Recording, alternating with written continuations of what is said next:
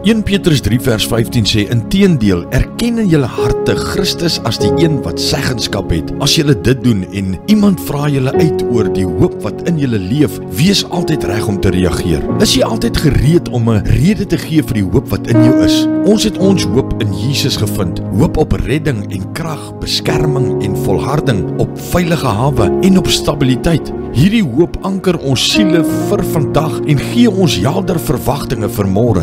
Hoe verduidelik ons die rede vir hierdie oorvloedige hoop? In Matteus 21 het Jesus Jerusalem binne gegaan op die rug van 'n donkie. 'n Jubelende skare het in die strate gestaan en geskree Hosanna en hulle boklede en palmtakke neergegooi om sy pad te baan. Ons leef in 'n wêreld wat Jesus nog wil leer ken. Hulle weet nie dat hy meer as net 'n profeet is nie. Hulle ken nie die vrede wat hy in 'n gekwelde hart kan bring nie. Die vreugde wat hy kan bring aan die wat sonder krag is nie. Hulle ken nie die laste wat hy kan optel, die jukke wat hy kan vernietig, die kettinge wat hy kan breek nie. Wanneer hulle vra, is jy gereed om 'n rede te gee vir die hoop in jou?